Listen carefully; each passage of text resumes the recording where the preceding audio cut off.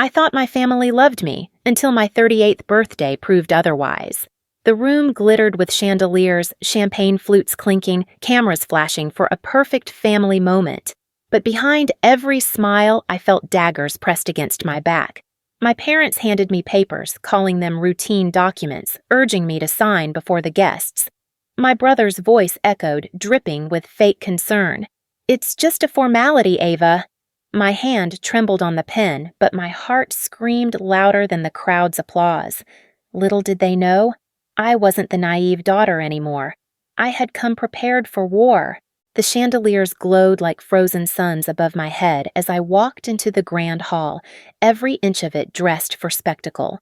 Silver ribbons curled down from the ceiling, roses lay in perfect bouquets across the tables, and the walls pulsed with the artificial light of phone cameras streaming live. "Happy 38th, Ava!" Voices chorused, too bright, too rehearsed, echoing off marble that felt colder than stone should. For the audience online, it was the portrait of a perfect family. For me, it was a stage play, and I was the unwilling actress. I let my lips curve into the kind of smile I'd practiced in mirrors, the one that never touched my eyes. I waved as champagne glasses clinked, the crowd applauded, and my mother slipped an arm around my shoulder. Her perfume, sharp, expensive, coated my lungs, making it hard to breathe. She leaned in and whispered, "Keep smiling, darling, they're watching." I did. I turned to the camera, smiled for the thousands of strangers peering in through their screens. But the moment the cameraman lowered his lens, I caught my father's eyes across the room. No warmth, just calculation, cold and precise as a blade.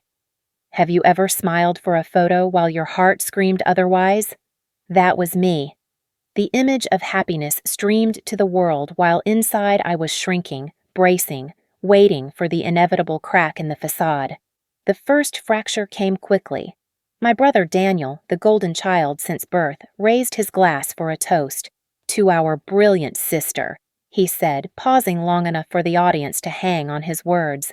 "She's done so well, even if she still doesn't quite know what to do with the fortune she's holding on to." Laughter rippled, polite but sharp-edged. The comment floated through the hall like a knife disguised as a feather. I felt it cut. Guests chuckled, thinking it harmless. But I saw the flicker in Daniel's grin, the pleasure of humiliation disguised as sibling banter. My mother shot him a warning glance, then covered it with a brittle laugh. "Oh, Daniel, always joking," she said, but her hand pressed against my back a little too firmly, as if urging me not to respond. I didn't. I just swallowed the sting, the old familiar taste of being less. Always less. Minutes later, my father approached with the air of a man handling business, not family. He held a leather folder, its edges worn with deliberate use, and placed it in front of me on the table. "Just a small thing," he said casually, as though he were asking me to sign a birthday card. "Some papers to finalize the donation to our new family foundation. A symbolic gesture from you, darling. It will look so generous on camera." He tapped the folder. Nothing complicated. The cameras turned toward us, expectant. Guests leaned in, the music dimmed almost imperceptibly. A moment manufactured for spectacle. I opened the folder. Inside, thick pages of legal text stared back at me, printed in the kind of fine font designed to deter reading. "A donation?" I asked softly, my fingers grazing the paper. "Yes," my father confirmed smoothly. "A transfer of funds into a trust. Just sign at the bottom and we'll handle the rest. Think of it as your gift to the family." My stomach knotted. I glanced at Daniel, who was watching too closely, his smile a fraction too wide. I turned to my younger sister Lily, who sipped her champagne without meeting my eyes.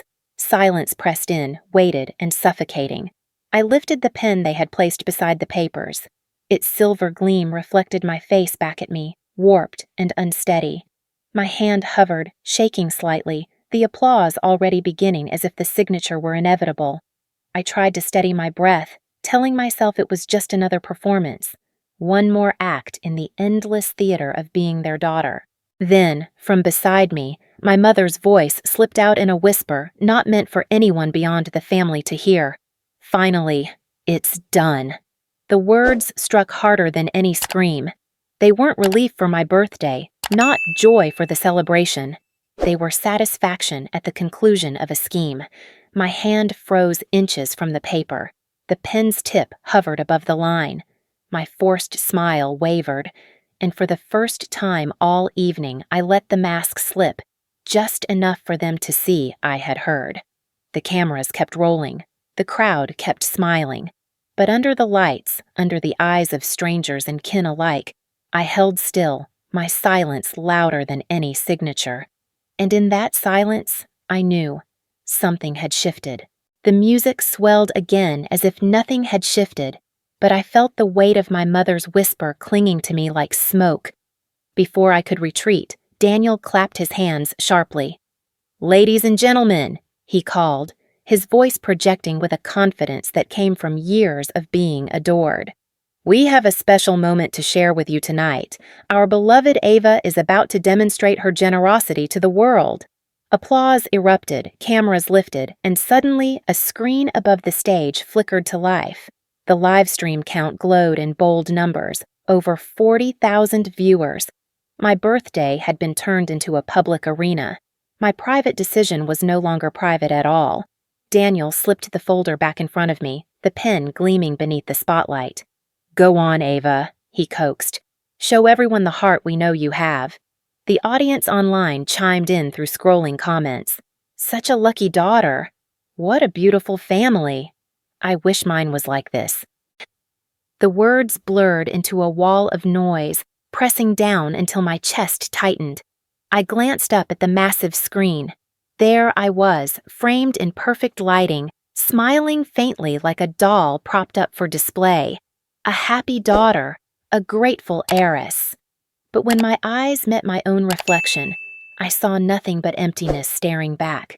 The applause softened into murmurs as the pause stretched too long. I swallowed hard, forcing air into my lungs. If I signed now, I'd be exactly what they wanted. Silent, compliant, erased. Yet hesitation was dangerous. Hesitation made me the problem. As I steadied the folder, something caught the edge of my vision. My best friend, Claire, seated at the family table, phone tucked slyly beneath the napkin. Her thumbs flew across the screen.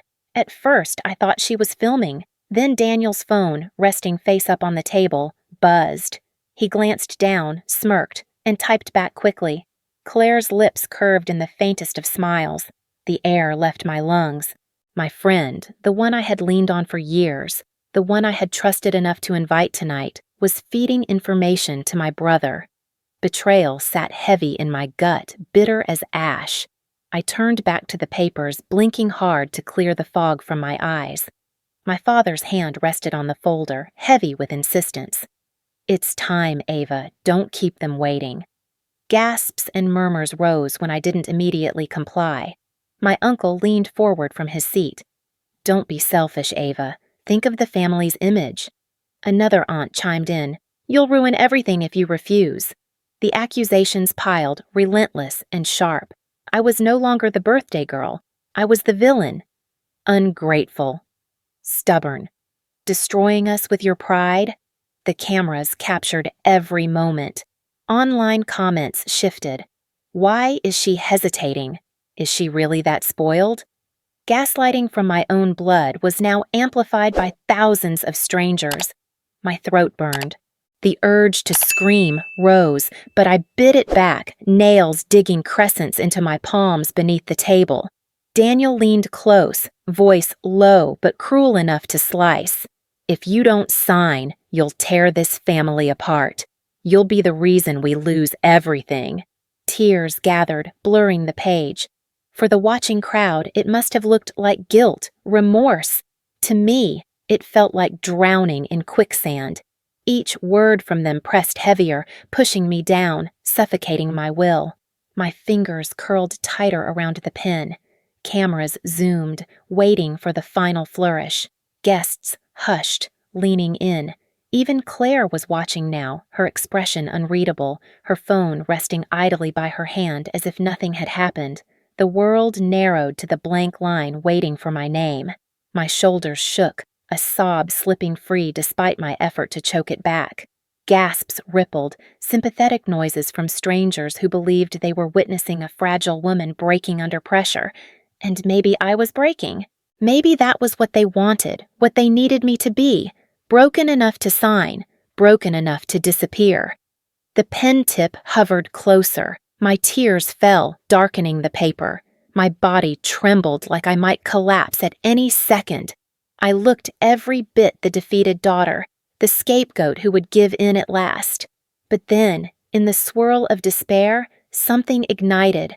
A spark buried deep, a reminder that I was not the naive girl they remembered.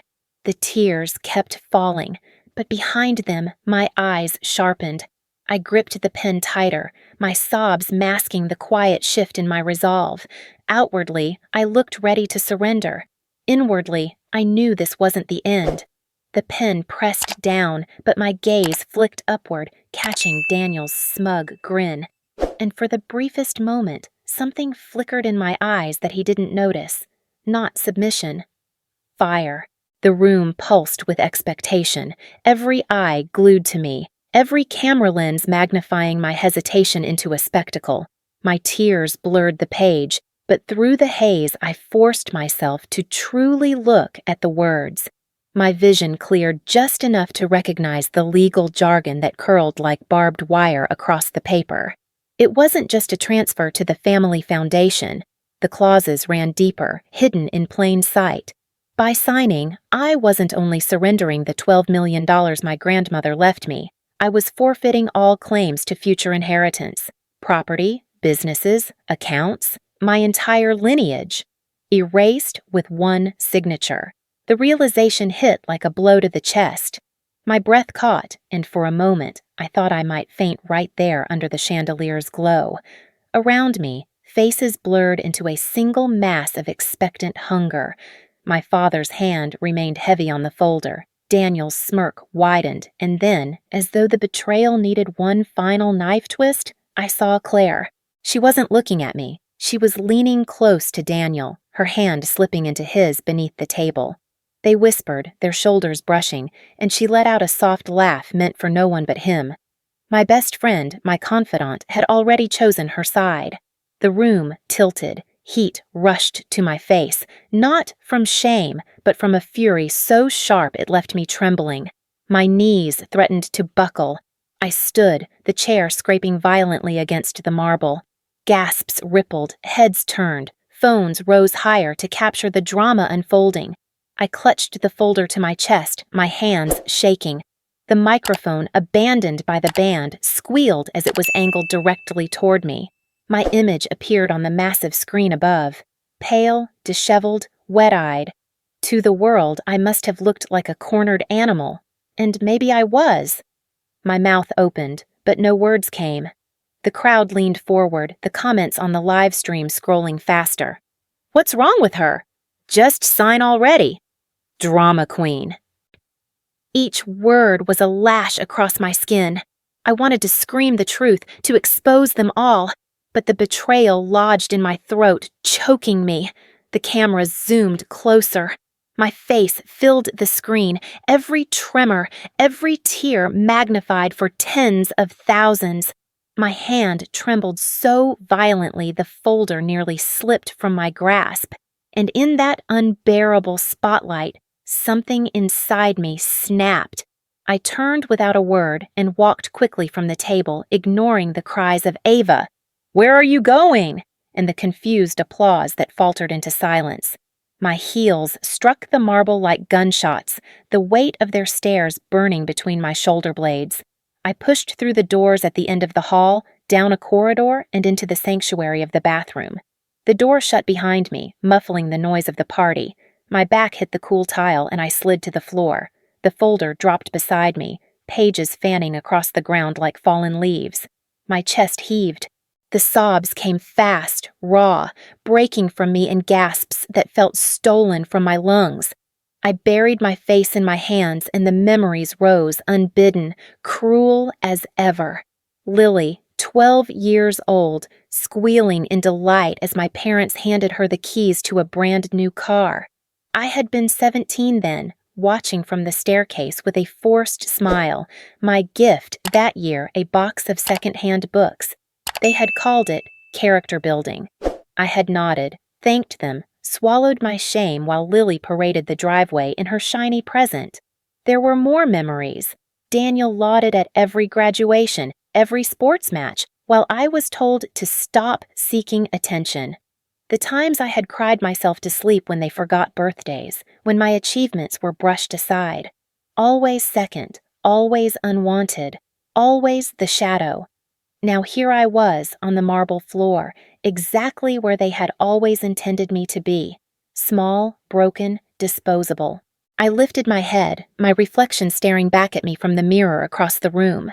Mascara streaked my cheeks, my hair clung to damp skin, and my eyes, God, my eyes looked hollow. I barely recognized the woman staring back. For a moment, I let myself just feel it. The loneliness, the betrayal, the ache of knowing the people who were supposed to love me never truly had. I let the silence wrap around me, a pause in the chaos, a bitter stillness that hurt as much as it healed. Then, slowly, I pushed myself upright. I staggered to the sink, bracing on the porcelain as I met my own gaze again. This time I held it, refusing to look away. My body still shook, but somewhere in the wreckage of despair, a spark glowed faintly. My lips parted, the words rasping from me like a vow. Not anymore. The woman in the mirror did not look defeated. Not anymore. I wiped my face with trembling hands, the salt of tears still clinging to my skin, and bent to gather the scattered pages of the contract. As I lifted the folder, something small and hard slid out of the inner pocket of my handbag and clattered against the tile. I frowned, reaching for it. A black USB drive lay in my palm, unmarked but familiar. I remembered slipping it there weeks ago, almost forgetting it existed. With shaking fingers, I pushed it into the small laptop I carried everywhere. The screen blinked, loading a video. My pulse hammered as voices filled the silence. My father's voice first, calm, deliberate, the tone of a man discussing strategy, not family. She'll never see it coming. Ava trusts too easily. Once she signs, it's over. Then my mother, a sharp laugh. Finally, we can cut her out without fuss. Daniel will take control. Lily won't question it. Ava was never meant to have that money. I clutched the counter, nausea rising. There they were, my parents, plotting the theft of my future like it was nothing more than a business deal. Every word stripped away another layer of illusion I'd clung to. Would you still call them family if they plotted to erase you? The question echoed through my mind, raw and brutal. The camera in the video shifted, catching Claire's face as she leaned in, whispering, "Don't worry, I'll keep her calm. She trusts me completely." Daniel squeezed her hand in silent approval. My vision blurred again, but not from despair this time. A different current surged through me, anger, sharp and cleansing, fire in my veins. For the first time in years, I felt alive. I closed the laptop, clutching the USB like a weapon. Tears streamed down my cheeks, but when my reflection caught my eye in the mirror, my lips curved upward. Not the brittle, plastered smile I had worn all evening. This one was real, born of fury, born of clarity. It startled me at first, but then I let it settle. For the first time in my life, I wasn't smiling for them. I was smiling for me. The bathroom door creaked as a knock interrupted my moment. "Ava?" Daniel's voice, syrupy sweet. "You're making everyone nervous. Come back. Let's finish this." I tucked the USB deep into my bag, wiped my face clean, and steadied my breathing. When I stepped out, I was the fragile daughter again, shoulders slumped, eyes red, lips trembling. The performance came as easily as breathing. I rejoined the party. Gasps and whispers floated as I returned to the table. My father patted my hand, his tone falsely gentle. "We'll continue tomorrow, sweetheart. After you've rested." I nodded meekly. "Yes, tomorrow." A wave of relief spread through the room, satisfied smiles breaking out.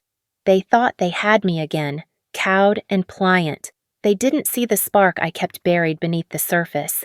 Later that night, back in my apartment, I pulled out my phone and scrolled through my contacts until I landed on the name I needed, an attorney I'd spoken with once before, someone who specialized in cases just like this. I dialed. "Hello?" A firm voice answered. "It's Ava Hart," I whispered, my voice shaking but steady enough. "I'm ready to move forward." For the next hour, I explained everything: the contract, the live stream, the USB with damning evidence.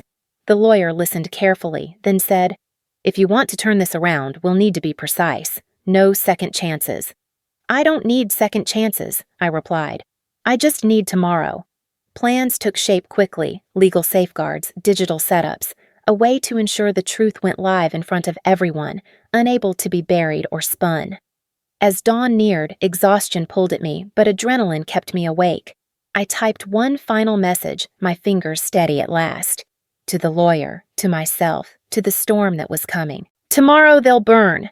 I set my phone down, the words glowing on the screen. A final promise. Sleep claimed me at last, but not with nightmares. For once, I dreamed of fire, purging, cleansing, unstoppable. The hall was brighter than before. Bigger, too. News outlets had been invited, cameras mounted on tripods, journalists crowding the edges like vultures circling a feast. Chandeliers sparkled, microphones lined the stage, and my family stood beaming as though they were royalty about to announce a legacy of generosity. The tension in my stomach curled tighter with every second, but my mask was flawless. I walked in draped in calm, shoulders slightly slouched, eyes rimmed red, the picture of reluctant surrender. Daniel met me halfway, his hand warm on my arm, his grin wolfish, though dressed as brotherly pride. "We knew you'd come around, Ava," he whispered. "Family always wins." Family. The word cut deeper than the lights above. I let him guide me to the table where the same leather folder awaited, freshly prepared, the contract glistening beneath spotlights. Reporters leaned forward, pens ready. My father spoke into the microphones, his voice smooth as silk. "Tonight, our daughter Ava will take a step of honor. She will sign, transferring her inheritance into our family trust, for the good of us all." Applause filled the hall. The screen above showed the live stream counter climbing: 80,000, 90, over 100,000 viewers. The world was watching. I sat down, every move deliberate, my hand trembling just enough to seem believable. The pen slid between my fingers. Gasps hushed the crowd into silence. I pressed the tip to the line, my heart thundering against my ribs. And then I signed. The room erupted, cheers, clapping, a standing ovation. My mother dabbed at her eyes as if overcome with joy. Daniel slapped the table, triumphant. Lily hugged herself, smiling with relief. They thought it was over. They thought they had won. But the moment my signature dried, the hall dimmed. A beat of confusion spread. The massive LED screen flickered, the live stream still rolling. Then, with brutal clarity, the video began. My father's voice, cold and unmistakable. "She'll never see it coming. Once she signs, it's over." The applause faltered. Murmurs rippled. Faces turned toward the screen as my mother's laughter followed. "Finally, we can cut her out without fuss." Gasps filled the air. Cameras swung from the stage to the projection, recording every reaction. Claire's face appeared on the screen, her betrayal sealed forever in pixels. "Don't worry, I'll keep her calm. She trusts me completely." Chaos erupted. Reporters shouted, guests rose from their seats. Phones captured every second. The comments on the live stream exploded across the bottom of the screen. "This is disgusting." "Monsters." "I can't believe her own family did this." On stage, Daniel lunged toward the console. "Turn it off," he barked, panic cracking his composure. My mother staggered to the center, hands clasped as if in prayer. "Stop the video, please. This isn't right." Her voice broke into desperation. But the stream couldn't be stopped. The lawyer had made sure of that. The video played on, every damning word echoing through the speakers, bouncing off crystalline marble, searing itself into the minds of thousands watching live. My father's mask shattered, his face twisting into something raw, ugly, no longer able to hide behind charm. He gripped the microphone. "This is manipulation, lies." But even as he shouted, his own recorded voice condemned him from the screen above. I stood in silence, watching as their empire of illusions crumbled. Their image, so carefully curated, was ashes now. By the time the video ended, the hall was unrecognizable. Guests shouted, reporters filmed every frantic plea, every desperate denial. My mother sobbed openly. Daniel cursed at the cameras. Lily shook her head in disbelief. Online, the backlash was immediate. "Cancel the Hearts" trended within minutes. Thousands of comments streamed. "Parasites. They don't deserve her. Ava, we're with you." And yet, as I stood there, victorious in the eyes of the world, my chest ached. For a flicker of a moment, I saw not villains, but the faces of the people who had raised me, who once tucked me in at night, who once called me daughter. The hurt was sharp, intimate. They had betrayed me, yes, but they had also been my family. That truth hurt more than any applause could heal. I let myself feel it just for a breath before I pushed it away. Then Daniel's voice cut through, furious, ragged. He shoved past reporters, pointing at me with venom. "You'll pay for this, Ava. Do you hear me? You'll pay." The cameras swiveled toward me, lights blinding, the world waiting for my answer. I didn't give him one. I turned, stepping into the wash of lights, letting the cameras follow as I walked away. My heels struck the floor like drums of finality, carrying me out of the wreckage and into the blaze of flashbulbs waiting outside. The aftermath unfolded quickly, like dominoes toppling in every direction. The very next morning, headlines blazed across national networks. Hart family exposed in live betrayal scandal. Clips of the LED broadcast circulated endlessly, dissected frame by frame. Within a week, investigators confirmed what I had known all along. Fraudulent transfers, shell accounts, years of manipulation disguised as family business. Courtrooms became my new stage, but this time I wasn't the one forced to perform. I sat in silence as my lawyers laid out evidence, as judges read through the contracts my parents had tried to bury me under. Each revelation tightened the noose around them. The same cameras that once humiliated me now captured their unraveling. In the end, the verdict was clear. The trust documents were void. My inheritance, the full $12 million my grandmother intended for me, remained mine. My parents faced charges of financial fraud, their reputations eviscerated. Daniel lost his corporate position overnight, companies severing ties with the man caught gloating on camera. Lily faded into obscurity, silent and ashamed. The internet crowned me with a title I hadn't asked for but couldn't refuse. Phoenix Girl. Memes and tributes flooded social media, my tear-streaked face from that night reimagined with wings of fire rising behind me. Some called me an inspiration, others a warning, but all agreed I had burned down an empire built on lies. For a moment, the noise was overwhelming. Cheers, messages from strangers, endless requests for interviews. Yet beneath the roar, there was a stillness I hadn't felt in years. I was free. But freedom alone wasn't enough. I began to build something new, piece by piece. Friends who had stood by me in silence finally stepped into the light, offering their loyalty not because of blood, but because of choice. Together, we formed a circle, dinners filled with laughter not staged for cameras, conversations where I didn't have to weigh every word, hugs that didn't come with hidden costs. This was my chosen family, the kind my childhood had promised but never delivered. Still, something gnawed at me, the knowledge that countless others lived the same story in shadows, betrayed by kin, silenced by obligation, erased by those who should have loved them most. So I made my decision. At a press conference held in the same hall where my family once tried to erase me, I stood beneath the chandeliers and announced the creation of the Phoenix Fund, a foundation dedicated to supporting victims of familial exploitation and betrayal. Legal aid, therapy, financial support, resources I had once needed desperately but found only in fragments. This fund, I told the cameras, isn't just about me. It's for every person who has been told they don't belong in their own family, who has been stripped of their worth. You are not alone, and you will rise. The applause that followed was different this time. It wasn't forced, wasn't staged. It was real. Later that evening, I slipped away from the noise, driving until the city lights faded and the coastline stretched out before me. I sat on the sand, the tide brushing against my shoes, the horizon bleeding gold and crimson as the sun dipped low. The ocean roared, steady and eternal, drowning out the echoes of courtroom battles and livestream chaos. For the first time in decades, my chest loosened. I breathed fully, deeply, without fear of who might be watching.